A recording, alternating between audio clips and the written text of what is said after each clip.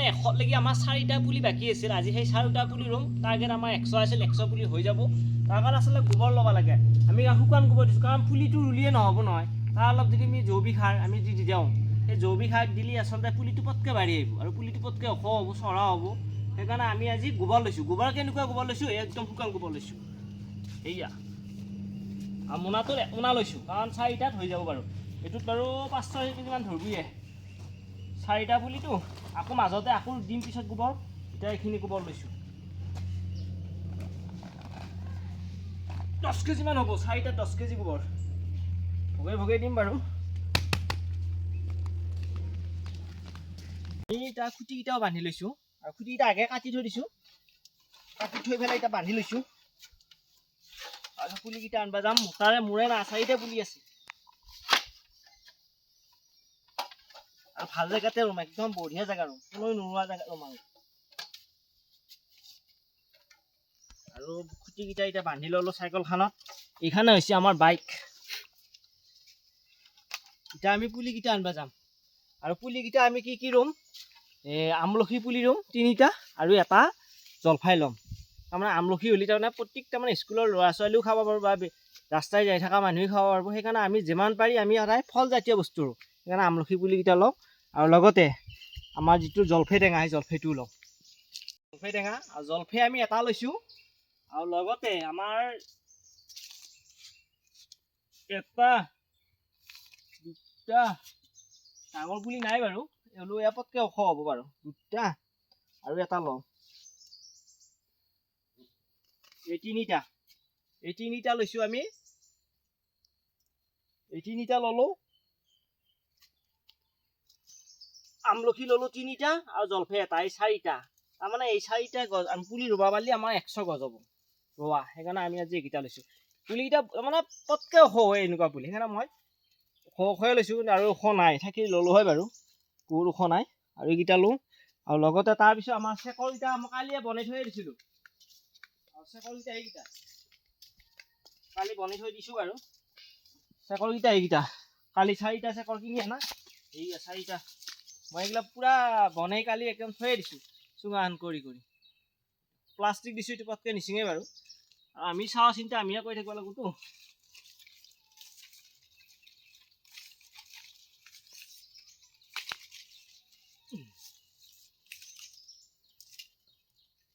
আম দিব পাৰিলে হয়, কিন্তু আম দিলে গাফটিং আম চাপৰ পৰা লাগব। আৰু এতিয়া আমি যাব ওলাইছোঁ, আমি গছপুলিখিনি ৰুব লাগে আৰু বহুত দূৰত নহয়, ওচৰতে ৰুওঁ। গোটেইখিনি লৈছোঁ, চেকৰৰ পৰা বাঁহৰ পৰা খন্তাৰ পৰা গোটেইখিনি লৈছোঁ। অলপ বাৰু বহুত দূৰ নহয়, অলপ দূৰ হ'ব।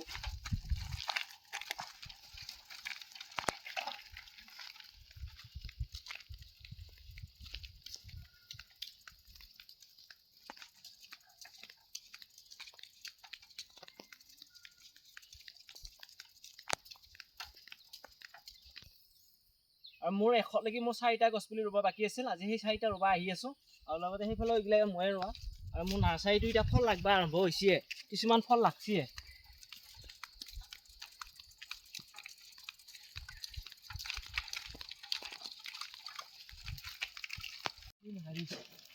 আমি আৰু পাওঁ হৈছে আৰু অলপমান গেলিয়ে পাম বাৰু। এই গাড়ীখন যাবনে?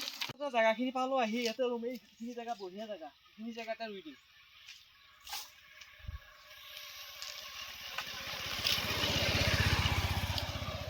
এইখিনি জেগা বঢ়িয়া জেগা আৰু এইখিনি গছ নাহে। এইখিনিত এডাল কোণাত গছ আছে আৰু মাজতে এডাল আছে, বাকী লাইনত গছ নাই। আৰু নোহোৱা জেগাখিনিতে আমি গছটো ৰুই দিওঁ, কাৰণ এইখিনি জেগা লাইনত টাউনো নাই। সেইকাৰণে জেগাখিনি বিৰাট ভাল জেগা আৰু ইয়াতে ৰুই দিওঁ। টান নোহোৱা জেগা, ৰাস্তাটো বঢ়িয়া জেগা। তাত থকা জেগা অলপ দিগদাৰটো।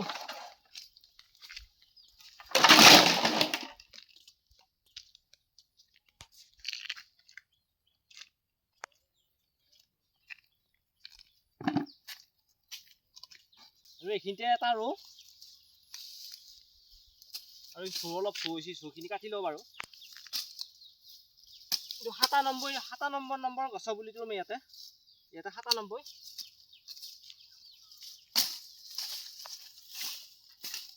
ৰুবৰ কাৰণে আচলতে আমি এতিয়া আগবাঢ়িছোঁ। আৰু এইটো 97 97 গছ পুলিটো ইয়াতে দিছোঁ আৰু ইয়াতে মই একদম তলত অলপ গোবৰ দিছোঁ। আমাৰ গোবৰটো মই শুকান গোবৰ আনিছোঁতো আৰু বহুত তলত নেৰোঁ আৰু আমলখি পটকৈ ওখ হয়। আজি তাৰমানে একে গোটেইকেইটা পুলিকে ৰুম আজি 97। পানী দিম বাৰু, পানী আমি লাষ্টত দিম। আগে গোটেইকেইটা পুলি ৰুই লওঁ। আৰু মই ইয়াতে জেগাখিনি কি চিলেকশ্যন কৰিছোঁ, ইয়াতে কোনো কাৰেণ্ট নাই, ওপৰৰ দিকে কোনো কাৰেণ্ট নাই, লাইনৰ ব্যৱস্থা নাই, সেইকাৰণে মই ইয়াতে চিলেকশ্যন কৰিছোঁ। আৰু গছৰ পুলিটো তাৰমানে আমি চাই থাকিম, ইয়াৰ পুলিটো আমি যত্ন লৈ থাকিম, একে ফল লগালৈকে আমাৰ দায়িত্বত আছে গছৰ পুলিটো। আৰু যদি কোনোবাই ভাবে আমাৰ গছৰ পুলি ৰুব বিচাৰে তেতিয়া আমাৰ লগত যোগাযোগ কৰিবি। আমাক আচলতে গছৰ পুলি দিলে আমি গছৰ পুলিবিলাক ৰুই দিম। এইটো মই ৰুই দিলোঁ 97 বা 98টো ৰুম, ৰাখি দিছোঁ। ষ্টাৰ্ট। এইটো হৈছে 98 আৰু 98 গছৰ পুলিটো মই ইয়াতে কৈছোঁ। ইয়াতে তাৰমানে কোনো ধৰণৰ কাৰেণ্ট নাই, একে ঠাইতে ৰুইছোঁ আজি। আমি গছ পুলিটো সম্পূৰ্ণ তাৰমানে একে ফল লগালৈকে আমাৰ দায়িত্বত আছে।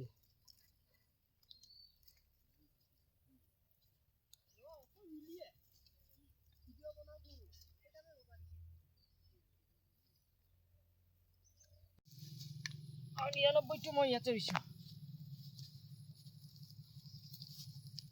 আৰু একে চলা ঝিকি গৈছে, কোনো বেয়া নাপাবি, ঘামৰ ধৰিছে।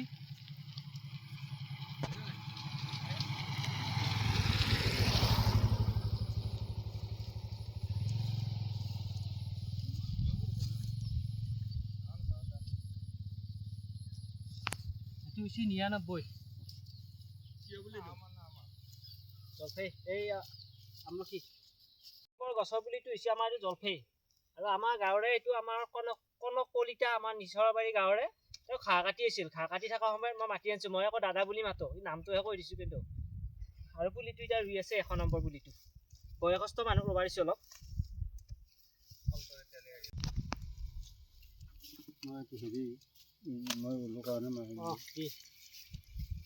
লাষ্টতে আমি এতিয়া পানী দি আছোঁ।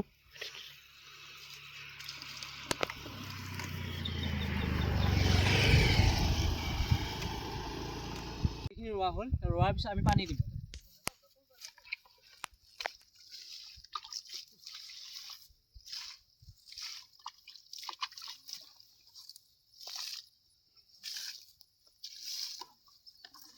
চেয়া কৰি থ'ব লাগে, বৰ ৰ'দ দি আছে।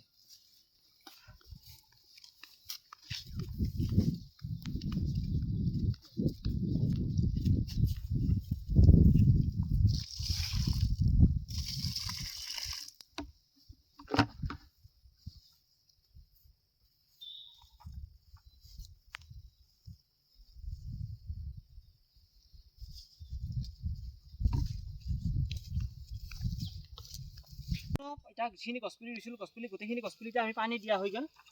আৰু পানী দিলোঁ, তাৰ ওপৰত আমি অলপ চেয়া দিব লাগিব। অলপ খুব ৰ'দ পৰি আছে, এইখিনি গছ নাই কাৰণে ৰ'দ পৰে। আৰু চেয়া দিবৰ কাৰণে আচলতে জামুনি লতা কাটি লৈছোঁ, জামুনি লতা দিছোঁ। আমাৰ সম্পূৰ্ণ গছ ৰোৱা হৈ গ'ল 100। আৰু পাৰিলে লাইক এটা কৰিবি, শ্বেয়াৰ কৰিবি, আৰু যিসকলে নতুনকৈ চাই থকা সকলক ছাবস্ক্ৰাইব কৰি দিছোঁ।